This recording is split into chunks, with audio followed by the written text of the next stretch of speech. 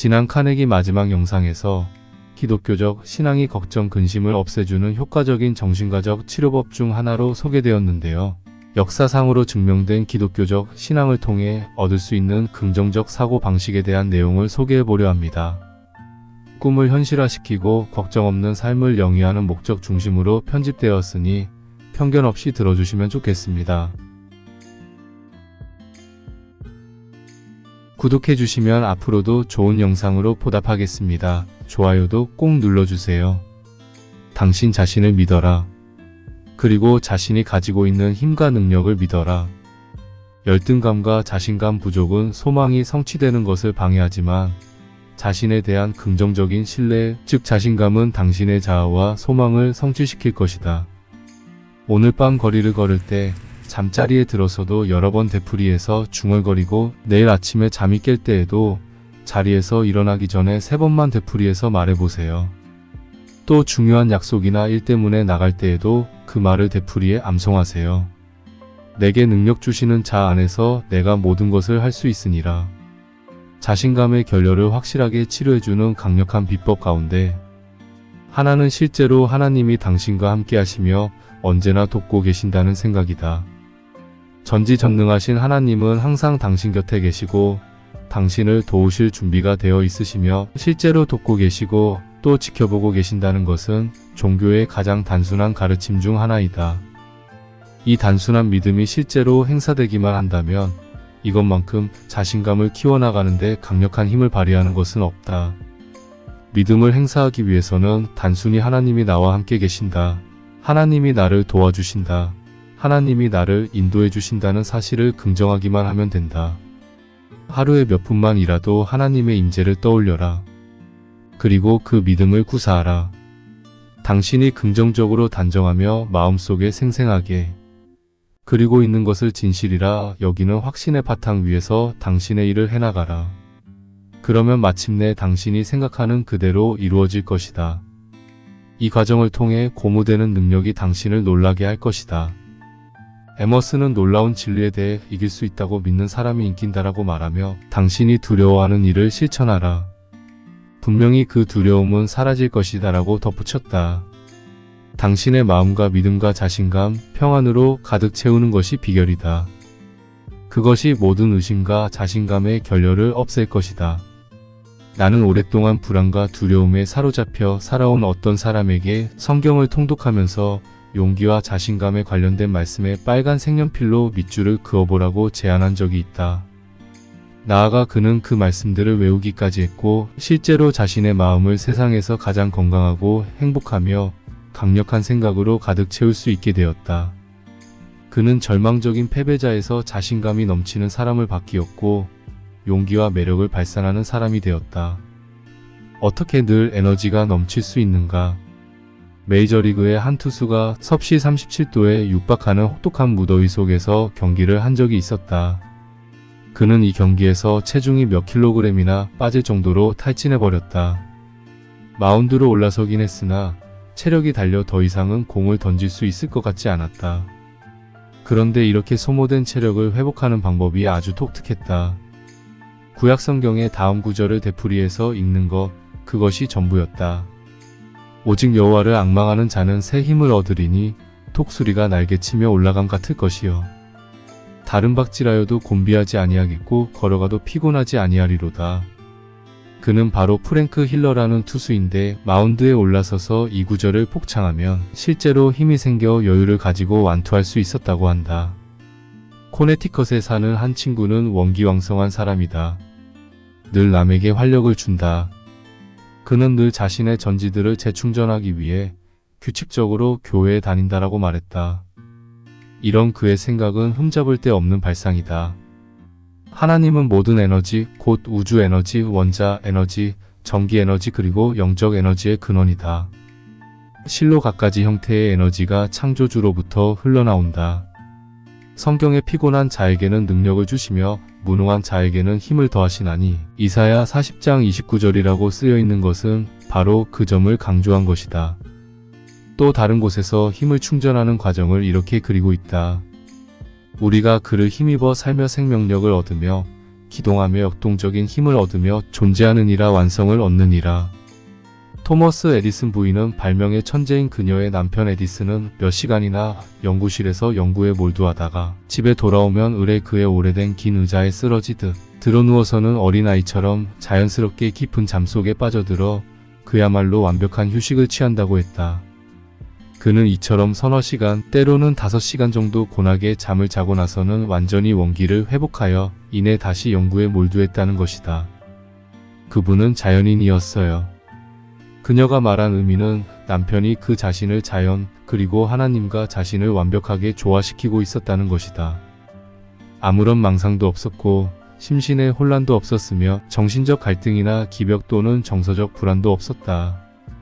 그는 잠을 자야 할 필요가 있을 때까지 일을 했고 숙면을 취하고 나면 다시 일했다. 아주 오랫동안 이렇게 생활했다. 그리하여 가장 뛰어난 창조적인 두뇌의 소유자가 될 수 있었다.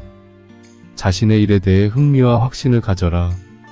대부분의 사람은 단지 그들이 어떠한 일에도 흥미를 느끼지 못한다는 이유만으로도 지쳐버리고 만다. 그들은 근본적으로 흥미가 없으며 어떤 일이 일어나든 어떻게 일이 되어가든 무관심하다. 그들의 개인적인 이해관계가 인류 역사의 모든 위기보다 더 중요한 것이다. 자신의 작은 고민과 욕망과 중요를 제외한다면 어떤 것도 그들의 관심을 불러일으키지 못한다. 그들은 아무것도 아닌 일들에 매달려 헛되이 심신을 소모한다. 그렇기 때문에 쉽게 지치고 병에 걸리기까지 한다. 지치지 않는 가장 확실한 방법은 깊은 신념을 가지고 몸과 마음을 바쳐 일에 몰두하는 것이다. 하루에 몇 번이나 혼신을 다해 연설을 하고도 필요한 기색이 전혀 없던 유명 정치가에게 물었다. 그렇게 많은 연설을 하고도 필요해 보이지 않으니 비결이 뭡니까? 그것은 제가 연설의 모든 내용에 대한 확고한 믿음을 가지고 있기 때문입니다. 제 신념에 미쳐 있기 때문이지요. 이것이 비결이었다. 그는 어떤 일에 미쳐 있는 것이다. 생명이 당신의 마음속에서 흥미를 잃을 때, 다시 말해서 당신의 마음이 흥미를 잃게 되면 당신도 에너지와 생명력을 잃는다. 그러니 뭔가 의미 있는 일을 찾고 그 일에 흥미를 가져라. 그리고 철저히 몰두하라. 그 일에 자신을 남김없이 쏟아부어라. 위대한 일을 하고 위대한 인물이 되라. 앉아서 불평만 하고 있어서는 안 된다. 어떤 일에 열중해 있는 사람은 결코 지치지 않는다. 자신보다 훨씬 더 위대한 일에 자신을 온전히 바치면 바칠수록 더 많은 에너지를 얻게 될 것이다. 자신의 감정적 수렁에 빠져 허우적거릴 시간이 없다. 에너지의 흐름을 막는 정서적 결함을 치유하라. 일생을 에너지가 넘치게 살아가기 위해서는 정서적 결함을 바로잡는 것이 아주 중요하다. 에너지가 부족한 사람들은 정서와 심리상의 뭔가 뿌리 깊은 근본적 갈등에 의해 심하게 뒤틀려 있다. 때로는 이런 불화의 결과가 절정에 달할 때도 있지만 치료가 불가능한 것은 아니다. 죄의식과 걱정이 에너지에 영향을 미친다는 것은 인간 본성과 관련된 문제들을 연구하고 있는 모든 권위자도 널리 인정하는 점이다. 죄의식이나 걱정 또는 이 두 가지가 결합되어 작용하는 힘으로부터 벗어나는 데는 대단히 많은 양의 에너지가 소모되기 때문에 그러한 경우 일상적인 생활을 유지하는 데 쓸 수 있는 에너지는 아주 조금밖에 남아있지 않게 된다. 죄의식은 하나님께 용서를 구함으로써 치유될 수 있다. 하나님의 용서는 참되게 구하기만 하면 반드시 얻을 수 있다. 에너지의 감소는 슬럼프에서 발생되는 경우가 적지 않다. 정신적 부담과 권태, 끊임없이 부과되는 과중한 업무는 이를 성공적으로 완수하는데 절대적으로 필요한 요소인 생생한 마음을 감소시킨다. 여기에 이런 심리 상태를 타개한 좋은 예가 있다. 굉장히 뛰어나고 학생들 사이에서도 대단한 인기를 끌던 어느 교수가 무슨 까닭인지 어느 때부터인가 차츰차츰 능력이 떨어지고 학생들의 흥미도 이끌어내지 못하게 되었다고 한다. 이사장은 자신의 사무실로 그 교수를 불러들였다. 그리고 그에게 6개월간 휴가를 줄 것이며 다만 그 교수가 충분히 휴식할 수 있는 자신의 외딴 숲속에 있는 오두막 별장을 찾아가 힘과 에너지를 완전히 회복할 때까지 푹 쉬어야 한다는 조건이 전제되었다. 별장에 성경 이외에 다른 어떤 책도 가져가지 말고 하루 일과를 산책이나 장작을 패고 낚시 같은 땀을 흘리며 할 수 있는 일들로 꾸미라고 제안했다. 아울러 6개월간의 휴가 기간에 3번에 걸쳐 통독할 수 있도록 매일 규칙적으로 성경을 읽는 일도 포함시켰다. 이사장은 성경에 실려있는 위대한 말씀과 생각이 그의 마음에 흘러넘치도록 가능한 한 많은 성구들을 외우라고 했다. 결국 촉건 시컨 간의 성경을 읽는데 몰두해야 했던 그는 놀라운 사실을 깨닫게 되었다. 성경의 모든 페이지에서 그는 믿음과 평화 그리고 능력을 발견했다. 그리고 그는 6개월 만에 완전히 새로운 사람이 되었다. 그의 슬럼프는 사라졌으며 예전의 에너지가 완전히 회복되었다. 능력이 끓어오르듯 솟구쳤으며 새로운 삶의 열정을 가지게 되었다. 기도는 능력이다. 신체의 건강과 행복을 다루는 전문가는 그들의 치료법으로 종종 기도를 사용한다. 무력감과 긴장감, 그리고 그와 유사한 문제들은 내적 조화의 결핍으로 인해 발생한다. 몸과 마음의 조화로운 정상 기능을 회복시켜주는 기도의 효과는 괄목할 만하다. 기도는 저녁마다 생기 넘치도록 할 수 있고 아침마다 새로워진 당신을 만들어낼 수 있다. 당신이 자신의 잠재의식에까지 영향을 미치도록 기도한다면 모든 문제에 대한 하나님의 인도를 받을 수 있을 것이다. 만약 아직까지 이 능력을 경험해보지 못했다면 당신은 새로운 기도 방법을 배워야 할 필요가 있다. 일반적으로 기도는 효율성보다는 종교적 의미로만 강조되곤 한다. 기도의 과학적이며 영적인 실천은 일반 학문에서 그러한 것과 마찬가지로 진부하고 상투적인 과정을 무시해버린다. 기도 방식에 대한 새로운 통찰력을 얻어라. 그리고 최고의 결과를 얻을 수 있는 새로운 기술을 실험해보라. 기도할 때에는 무엇보다 당신이 이 세상에서 가장 위대한 힘과 맞붙어 있다는 사실을 실감하는 것이 중요하다. 새롭고 신성한 영적인 기술들이 영적인 재능을 부여받는 수많은 사람에 의해 끊임없이 발견되고 있다. 이런 기술들이 당신에게 생소하고 그것이 과학적이라는 말이 다소 이상하게 들린다면 기도의 비결은 가장 효과적으로 당신의 마음을 하나님 앞에 겸손하게 열어놓는 길을 발견하는 것임을 명심하라. 하나님의 능력이 당신의 마음에 흘러들어가도록 당신을 고무할 수 있는 방법이라면 어떤 것이든 사용해도 무방하다. 이제 나는 당신에게도 이 방식을 권하려 한다. 첫째, 기도한다. 둘째, 영상화한다. 셋째, 현실화한다. 기도화한다는 것은 창조적 기도를 매일의 일과로 삼는다는 뜻이다. 걸으면서, 차를 운전하면서, 다른 활동을 하면서도 언제나 기도하면 자신의 일상생활을 기도로 가득 채운다.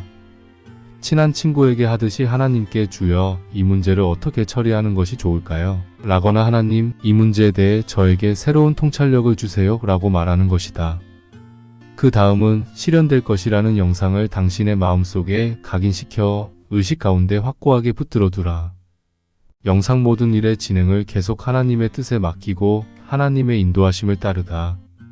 끝까지 믿음을 구사하고 당신의 모든 생각 가운데 그 영상을 확고히 붙잡아두라. 이렇게 하면 당신의 영상이 실현되어가는 불가사의한 방식에 놀라게 될 것이다.